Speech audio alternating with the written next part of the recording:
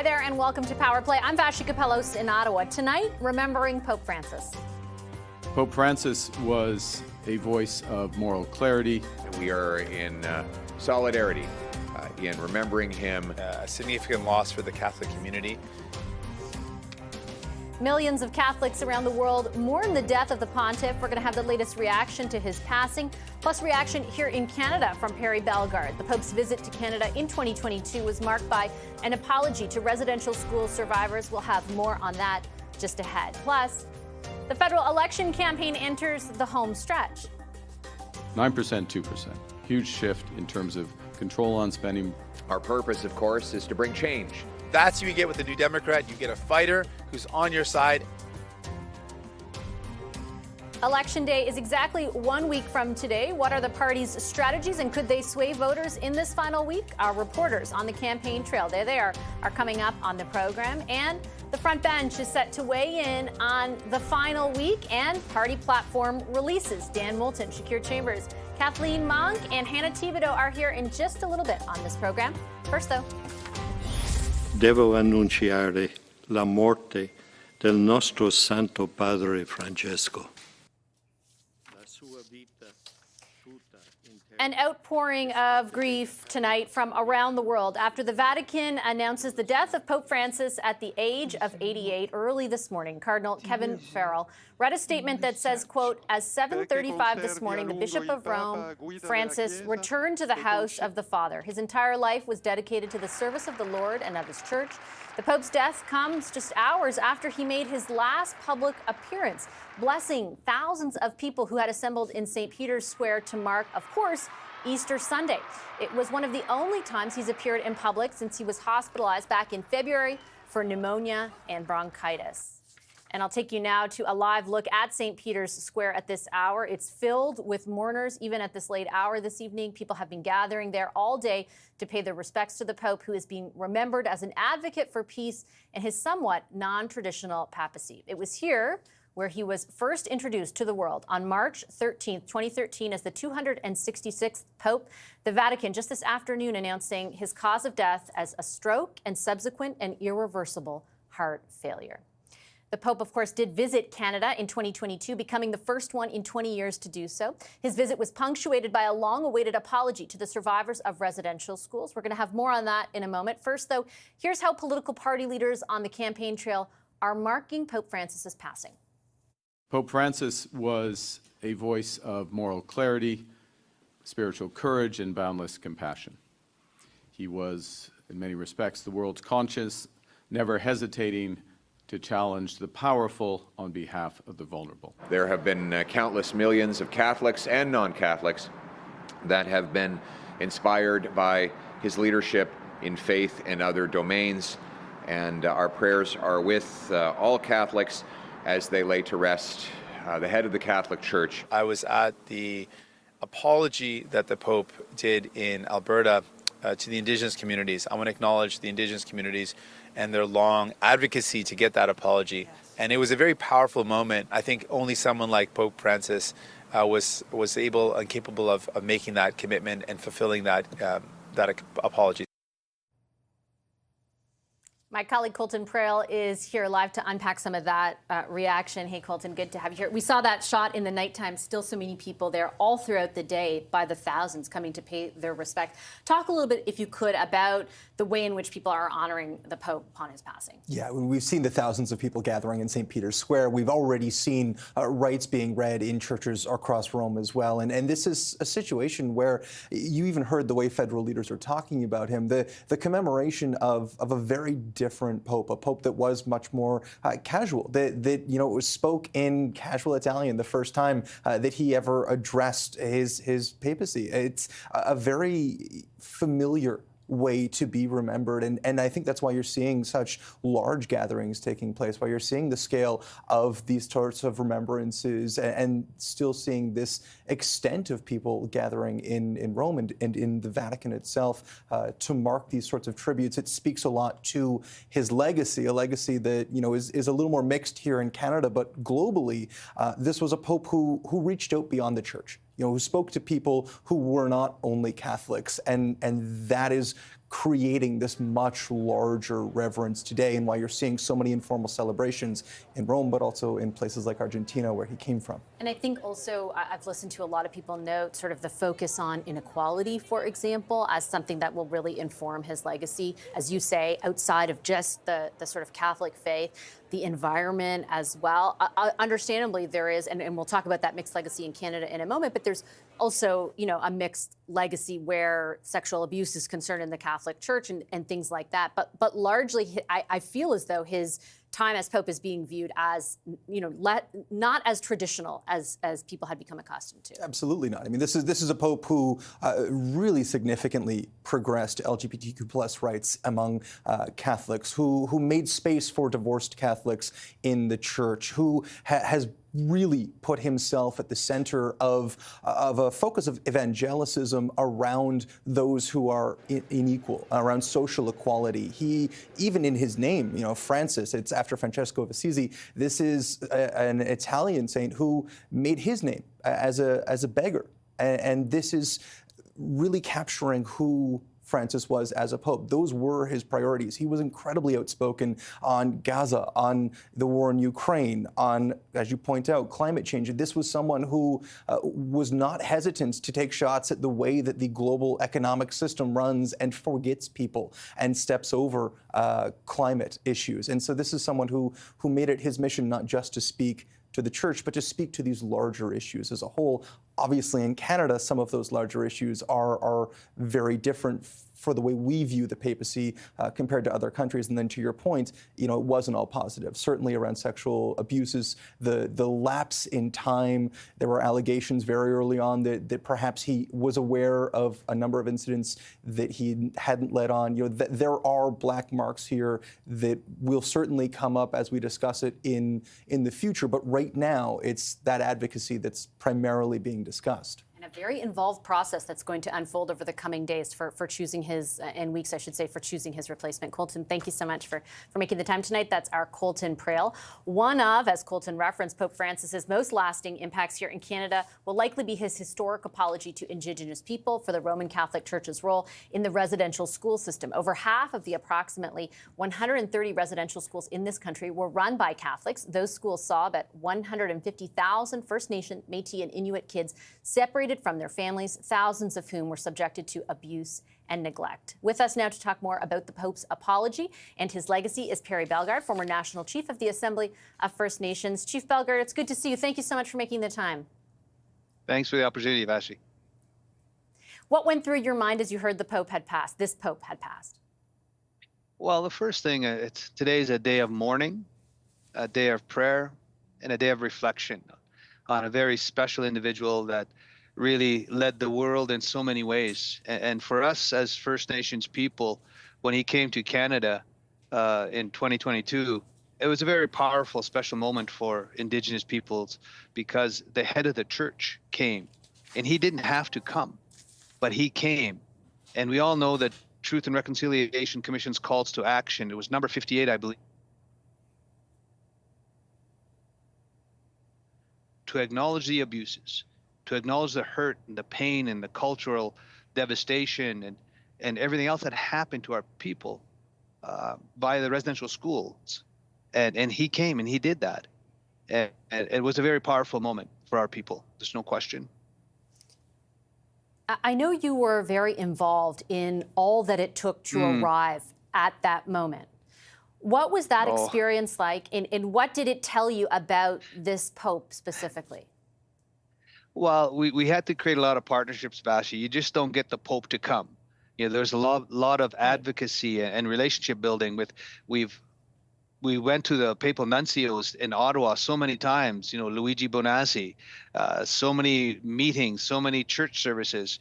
We built up a relationship with the Canadian Conference of Catholic Bishops and Monsignor Leo, you know, just to get the Pope to acknowledge everything that we wanted to do upon his visit. And I was National Chief from 2014 to 2021. And all that advocacy work to lay the groundwork resulted him coming to Canada and out to Musqueam. And a lot of energy and effort. But again, the old people, the elders, the men and the women, the survivors said, this is really important for healing. This is really important for us to hear from the Pope, the highest office within the Catholic Church, to come and say and acknowledge the hurt and pain and say sorry. And that happened. So that was, again, a very, very powerful moment. How much of that happening do you think had to do with the Pope himself? Because you will know this better than most of us, that there was resistance in the institution of the church, right? To the idea, first, even of acknowledgement of wrongdoing, but then beyond that, a formal apology. How much of it actually happening, do you think, was because of who the Pope was? Oh, no question. His strength of character, his strength of conviction to truth and to truth telling and reconciliation. Like he was, if he was not committed to that, he would not have come, because there was a strong lobby for him not to come because of the potential legal threats against the Catholic Church if he did come and admit some sort of wrong, right? So there was a whole lobby effort against him coming. But he felt so strong, and he felt so the necessity to come to acknowledge that hurt and the pain and the suffering inflicted, to help with the healing of our people, the intergenerational trauma and all those things. He was such a brilliant man. I'd say we always say we can tell when a person's guided by our 7 teachings of truth and honesty and love and respect and courage, wisdom, humility. You can say those guided him, and that's what he showed the world, that he was guided by that, by him coming here. So he was a strong person of character. Will be greatly and sadly missed throughout the world. I know for some survivors, I remember at the time during the visit listening to them speak about the apology and the visit, and not everybody, for some it really, put them back in a very difficult position where they had to relive so much of the difficulties that they lived through and the abuse that they lived through. I guess for others, it was there was more immediate sort of solace taken in what the Pope was saying. I'm wondering, if we stand back from sort of individual reactions and look, more at the idea as a whole, if you think the idea of reconciliation more generally was pushed forward by that visit, by this apology. Well, there's no question. Like, how can one heal? How can one move forward without hearing an apology? How can you forgive without hearing that? So our people heard that. So that was part of that. So now you can move forward now and get that healing process started for individuals, for their families, for communities, for nations. It's all part of that. You have to deal with the intergenerational trauma.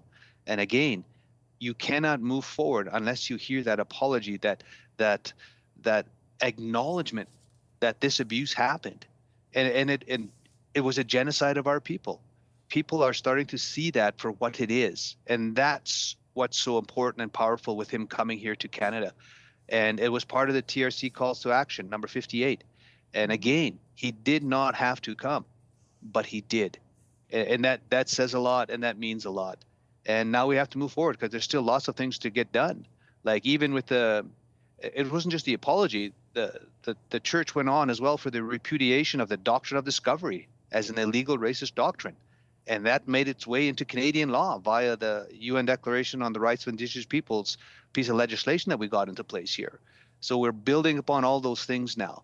And we have always said that nobody's going anywhere in this country. We've all got to deal with these difficult things, deal with the past, and chart a way forward together in a really good, healing, powerful way.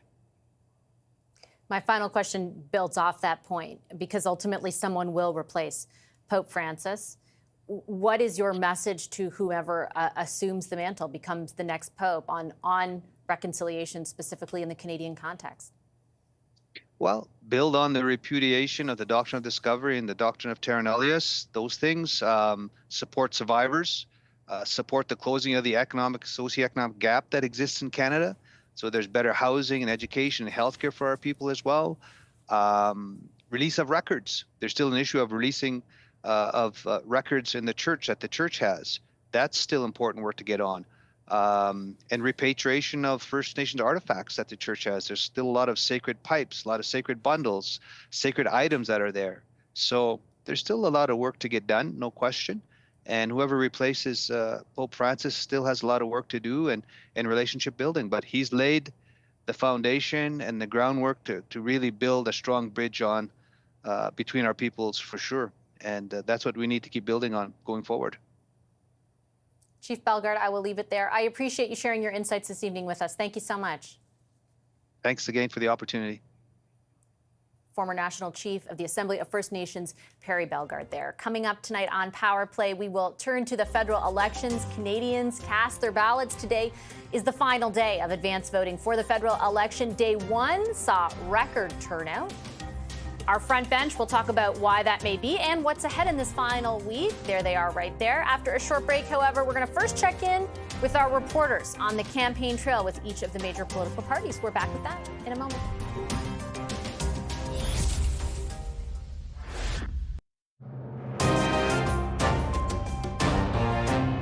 Wanted to make sure that I did my part and as soon as I could. Really to address affordability. It's Trump.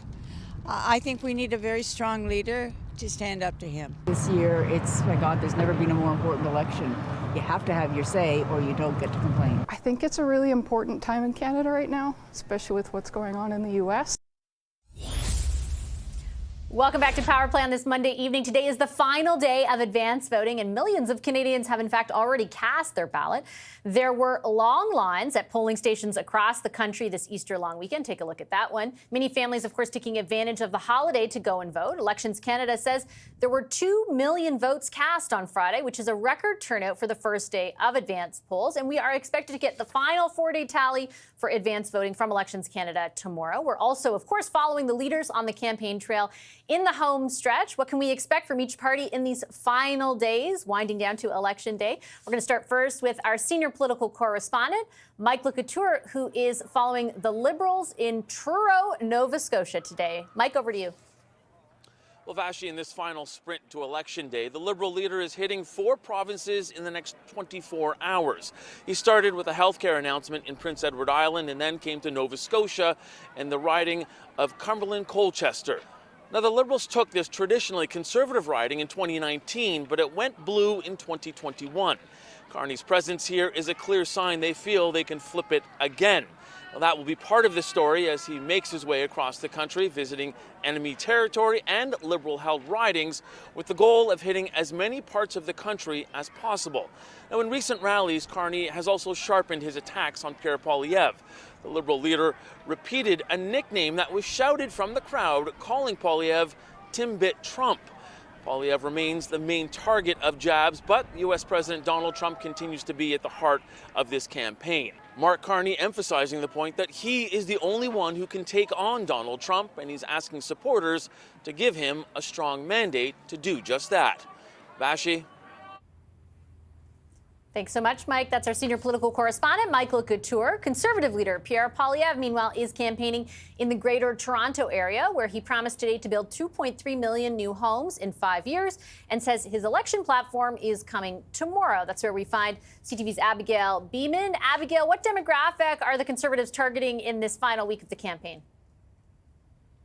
Hi, Vashi. Well, the Conservatives have a real gap with the Liberals in the demographic of voters aged 55 and older. It's nearly a 20-point difference that the Liberals are leading them on. And so this afternoon, we saw Pierre Poilievre hold an event or a town hall event that was hosted by CARP, the Canadian Association of Retired Persons, where he talked about his seniors plan, which he rolled out close to the beginning of the campaign. There were some displeased seniors, a handful, who weren't able to ask their questions of the leader. But we also saw as well this weekend the new ad from the Conservative Party featuring 2 boomer, shall we say, golfers on the golf course, saying that they were, going to vote Conservative. So it's clearly something the party understands they have to target now in the final stretch here. But Poilievre started his day in Toronto with a housing announcement promising 2.3 million homes within 5 years. And that is an announcement for perhaps not aimed at seniors who are more likely to own their homes outright, but perhaps what they are concerned about for their children and their grandchildren. Vashi? Okay. All right, Abigail, thanks so much. Look forward to the release of that platform tomorrow. The Conservatives are the last party to release their platform. We're going to talk about that and the substance of the other platforms with our front bench in a little bit. Meanwhile, NDP leader Jagmeet Singh is spending part of the last week of the campaign in his home province of British Columbia. That's where we find Rachel Aiello. Rachel, what can we expect from Singh and the New Democrats in the final campaign push? Vashi, from now until Election Day, expect NDP leader Jagmeet Singh to push hard the message that more New Democrats in Ottawa means less unchecked power in the hands of the Liberals or Conservatives. Clearly, the polling bump New Democrats early in this race sought to assure me was coming didn't materialize beyond a few-point boost post-debates. And so now the NDP are focusing their efforts on imploring Canadians, really avoiding using the word strategic, to be thoughtful when they head to the polls and vote with their values. But the NDP's ability to have leverage to apply that pressure in the next parliament is largely contingent on Canadians electing a minority government. So far, when I've pressed Singh on what role the party could play in a majority scenario, he couldn't say.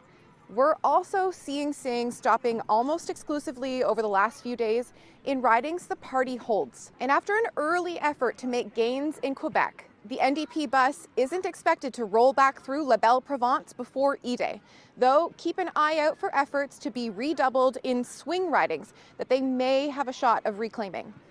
Vashi? All right, Rachel, thank you so much. That's our Rachel Aiello reporting from beautiful and much warmer British Columbia. I mentioned the platform releases over the weekend from the Liberals and the NDP. They're costed platforms. Let me tell you a little bit about what they did lay out. We'll begin with the Liberals. They're promising $130 billion in new measures over the next 4 years, which would see the deficit increase to more than $62 billion in the fiscal year 2025-26 before decreasing to close to $48 billion by 2029. The NDP is pledging $227.7 billion in new spending, I believe, over the same period over 4 years. They say that would be offset by about $185 billion in new revenue, which they say will come from a new wealth and corporate taxes, as well as clamping down on tax avoidance. Meanwhile, as we mentioned, the Conservatives have not yet released their platform. Rather, Pierre Poilievre says it is coming tomorrow. So far, they've promised to offset every dollar of new spending with a cut elsewhere. And over the weekend, Poilievre said that he would clamp down on outsourcing, or outsized consulting. He would decrease that by an annual amount of $10 billion, he's promising. We're going to take a quick commercial break. On the other end of that break, our front bench will be here to dissect exactly what we just laid out. Dan Moulton, Shakir Chambers, Kathleen Monk, and Hannah Thibodeau. There they are. They're back with me in just 2 minutes. Stay right there.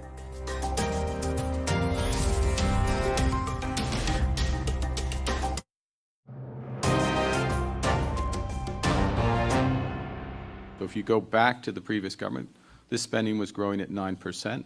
We're going to grow spending over the course of the next 2 years, or 4 years, sorry, at 2%. 9%, 2%. Huge shift in terms of control on spending. Tomorrow we'll have a platform for all eyes to see, which will bring change to Canada. It will axe taxes, unleash home building and resource development, lock up criminals. New Democrats in the first year will fight to expand pharmacare to include essential medications. That's all the most prescribed medications in year one. Just before the commercial break, we outlined the NDP and Liberals platforms. They were released after the debate, but on the weekend. The Tories are not releasing theirs until tomorrow. Let's bring in the front bench to talk about that. Former senior advisor to the Liberal Ontario governments of Dalton McGuinty and Kathleen Wynne, Dan Moulton, is here. He's now a partner with Crestview Strategy. Shakir Chambers is a vice president at Oyster Group. He worked in Prime Minister Stephen Harper's office before becoming a policy advisor to the International Trade Minister. Kathleen Monk is the former director of communications to the late Jack Layton. She's now the principal owner of Monk & Associates. And Hannah Thibodeau rounds us out tonight. She's a former news anchor, now an executive communications officer at Global Public Affairs. Hi, everybody. Happy one week, I'm way ahead of myself. 1 week ahead of Election Day. Kathleen, I'll start with you. There's a couple of things to analyze here. First, the platforms that are out, and second, the platform that isn't out, and the fact that it isn't. I want to start on the former. And I think for the NDP, nobody is out there crying oh no, so much spending. It's on brand. Mm-hmm. I think they've made a point throughout the campaign of saying we're not going to cut. We're not, we believe now's the time for investment. I think the Liberal stuff came as more of a surprise only because of the rhetoric employed over the last 2 months by Mark Carney. There's been a clear pivot away from Justin Trudeau, away from, for example, the carbon tax and capital gains, in what I think was perceived, maybe incorrectly, as a move to the center. Right. The platform doesn't necessarily feel that way. Well, it doesn't feel like it has the kind of restraint that you're hearing in the tone and how Carney describes his potential future government. And also, unlike New Democrats, the Carney platform doesn't actually outline tons of revenue measures, right? So New Democrats are coming at it saying, listen, we're going to spend on these things because we think they're important with all the Trump threats. We think we need to make the investments in healthcare. We think we need to help people find a doctor, find a nurse, all that kind of stuff. But we're going to pay for it by having this high wealth tax. We're going to look at our tax system to make it more equitable, to make it more just. You don't really see that same kind of balance in the Liberal platform currently. And we don't see a platform at all from the Conservatives, which I know you pointed out, but I actually just want to back up for a bit because I think there was a serious discussion that was happening 3 or 4 months ago in the lead up to these elections, knowing that they were going to happen sometime in 2025, whether we would even have platforms. So the fact that we have 2 out of 3 out right now is impressive because I think right now people almost didn't expect platforms like, media have fallen off some of the political tours, the Conservatives in particular, whether we would see a platform. We haven't seen them in some of the provincial campaigns. Yeah. And so the fact that actually 2 of the major parties have platforms out, looks like we'll have one from the Conservatives tomorrow, is noteworthy. Well, I think that actually is really noteworthy, Dan, because I've listened to a lot of the analysis even right now about the lack of a strategic imperative for actually releasing these, right? Like it takes you off essentially. You're like, for the Liberals, you're messaging around Donald Trump for a few days because you're getting questions about the things that perhaps don't add up in the platform. For the Conservatives, it will take them off the message of affordability because the same accountability questions will be thrown their way tomorrow. And like Kathleen says, there are in provincial elections, parties who have decided against doing this thing because it doesn't serve their kind of naked political interests, which ultimately are necessary to win an election. Are you surprised that this stuff did come out and that we are anticipated to get one tomorrow? I'm not surprised that the Liberals released a platform. I think this is probably relatively to the election platforms that the Trudeau Liberals would have released in the last 3 elections, a much smaller document, a much more focused document.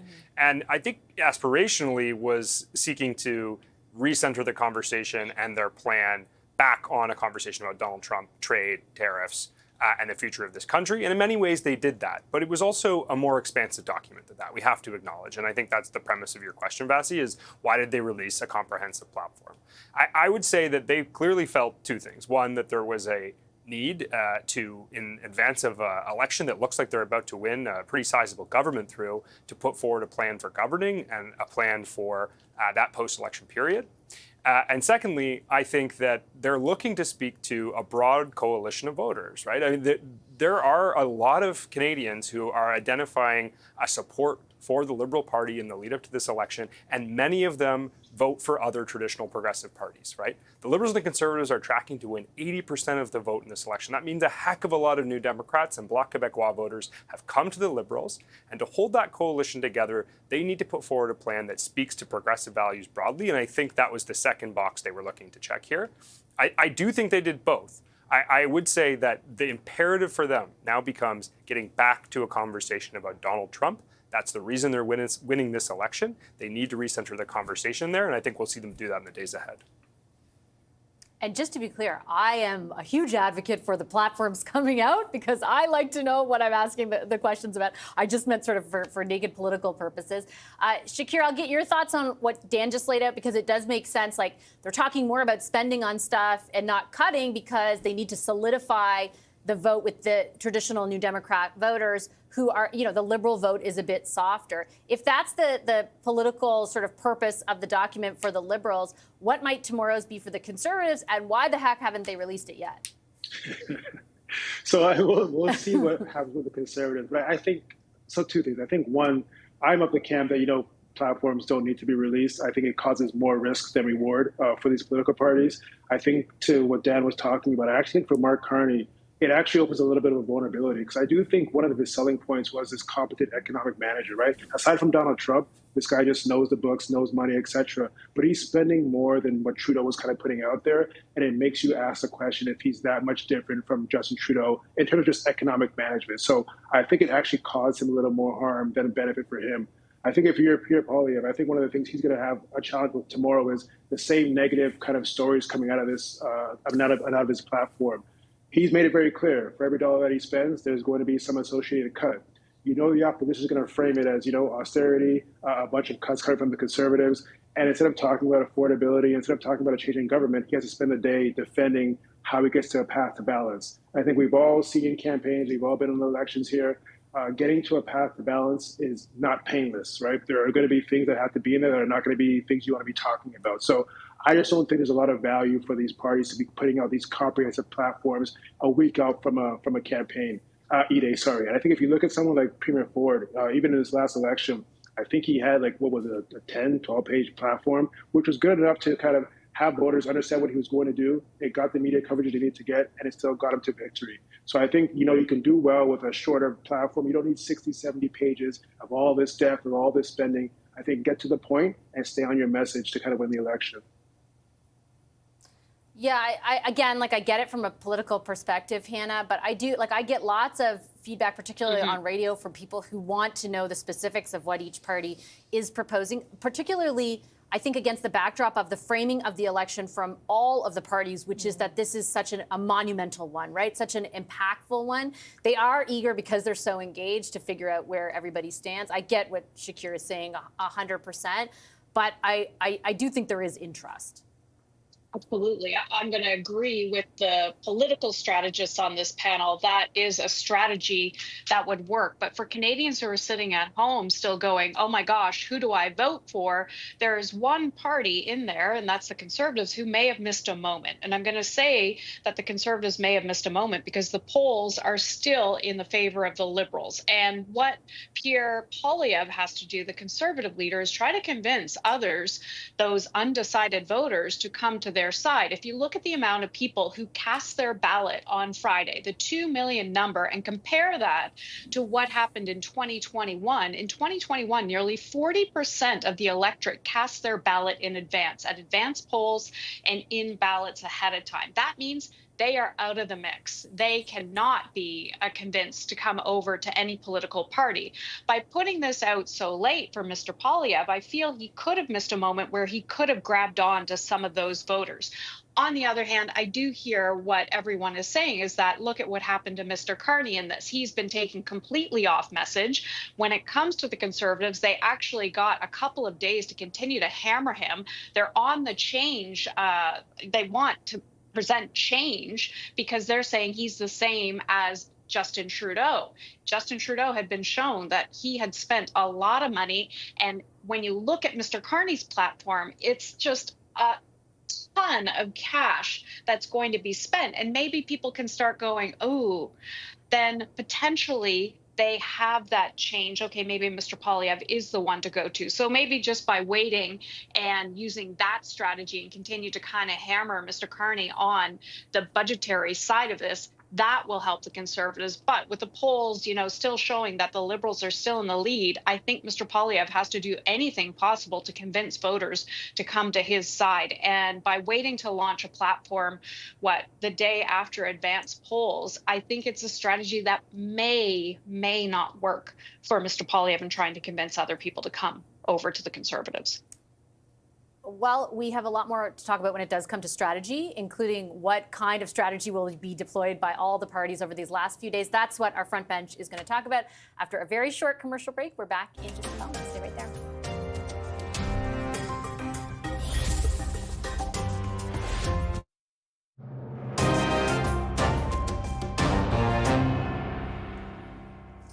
Welcome back to Power Play. This is it, 4 weeks down, just 1 week to go in the federal election campaign. If you're sitting down watching playoff hockey right now, that means you're going to get a lot of these from all the parties. It's about who's going to stand up best to President Trump in this trade war. It's about who is going to build the strongest economy. Fundamentally, it's about what it means to be Canadian. How's your son, David? Well, it's been a tough few years for him. He just can't seem to get ahead. Yeah, we had to pay for Sarah's down payment last year. Things are tough for her, too. You know what Mark Carney says. Come on, do you really think that a fourth Liberal term is going to change anything? Public health care is at the heart of who we are as Canadians. Now we have to fight for it. So elect New Democrats. We'll protect you from cuts and keep fighting for health care for all of us.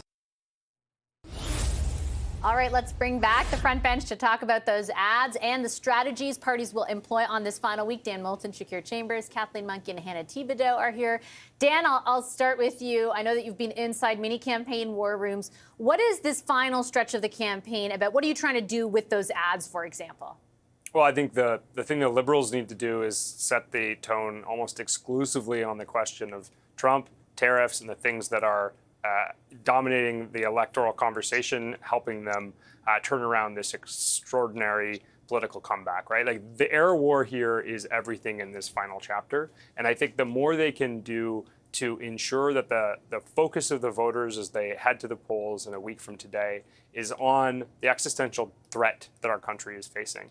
Because it's what has upended the dynamics of Canadian politics. It's what made Mark Carney Prime Minister, and it's what's turned around Liberal fortunes in a way that's tracking for them to have a very good day 7 days from now. The reality is, looking at the ads that have been released, the thing I'm most surprised for is how positive they all generally are, right? I mean, even the conservative ad of the two older golfers there that you've shown, while they to make a couple cracks about the Liberals and not giving them another term, it's generally a positive tone. It's not a traditional attack ad as you would see it.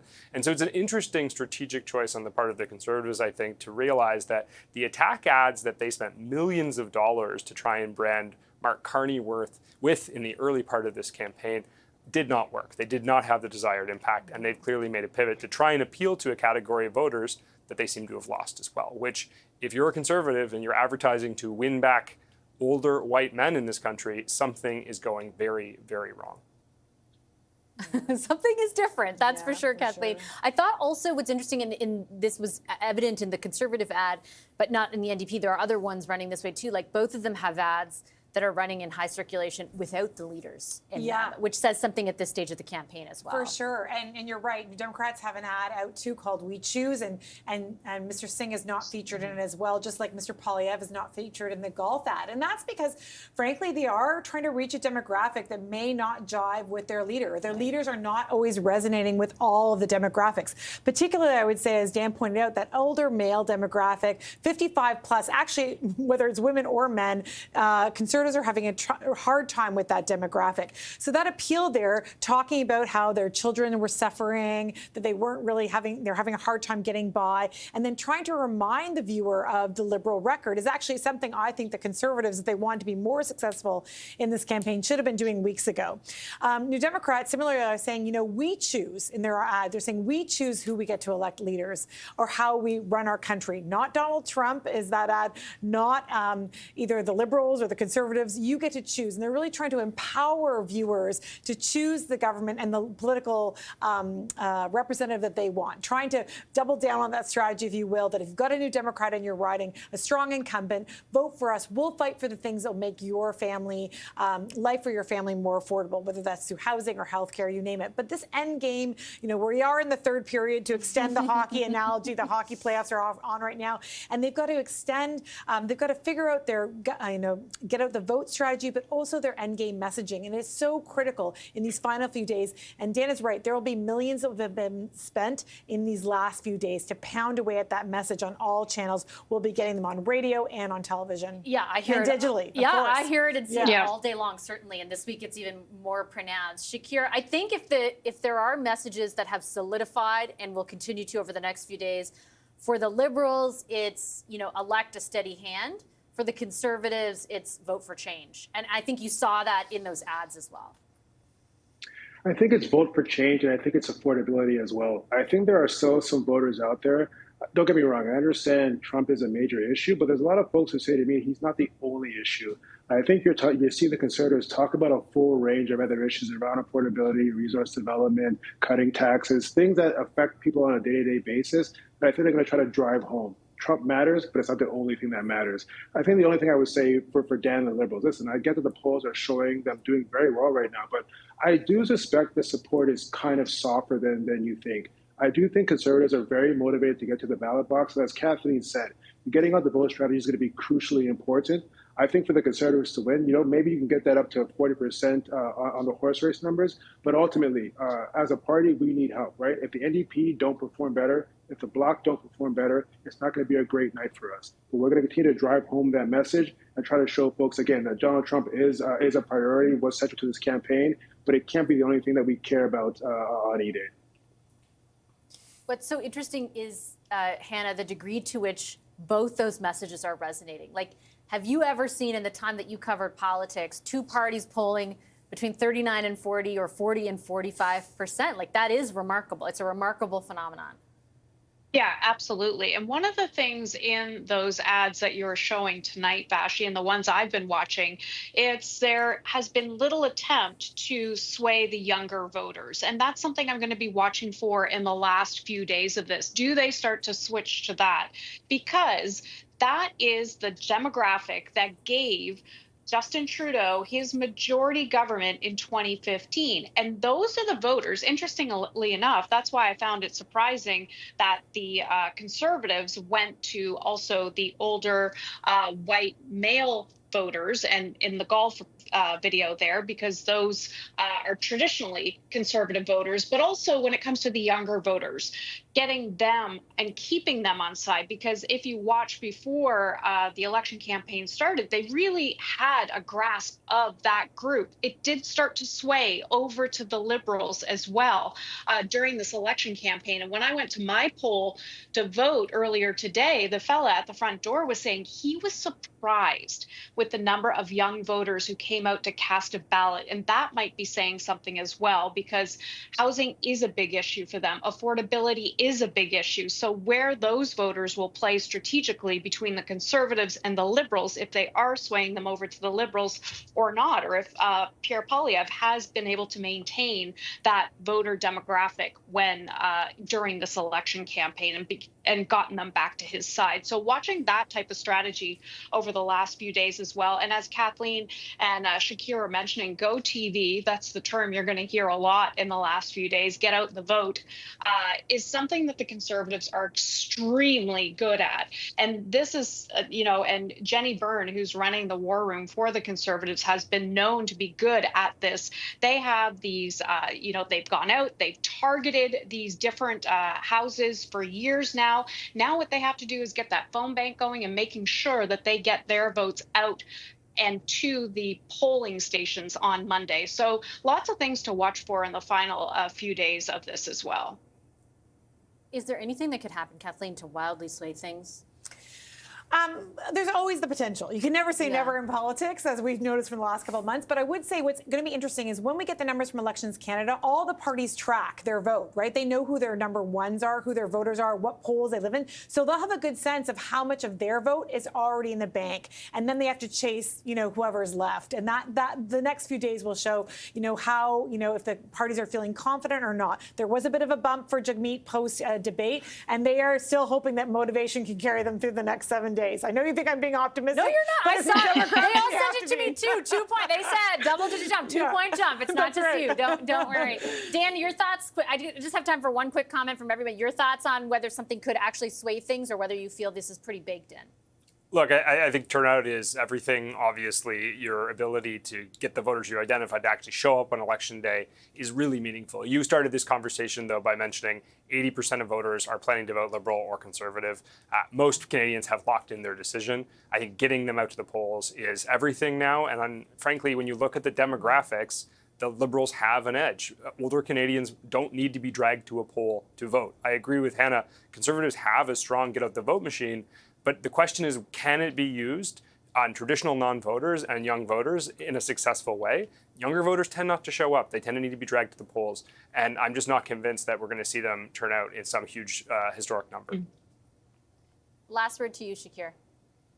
Yeah, I think the cake is pretty much baked. I've seen Nick Nanos on your show. To Dan's point, 80% of people are voting for one of the major two parties. 7% is a historic low of undecided voters at this time. So we'll have to see who just gets out the vote. I think it's already baked. Can I jump in just 2 seconds? Yeah, quick. Just go for it, Hannah, quick. Yeah, sorry. Yeah, very quick. I just want to say that in my nearly 25 years of covering Parliament Hill, there's just something where I can't say just yet that the Liberals completely have this. I don't know what it is. It's just this weird feeling I have. I don't know. It's called a gut feeling. You never know. We shall see in exactly 1 week from tonight. Thanks, everybody. Really appreciate your time in the discussion this evening. Dan Moulton, Shakir Chambers, Kathleen Monk, and Hannah Thibodeau. Our takeaway is next. Stay right there.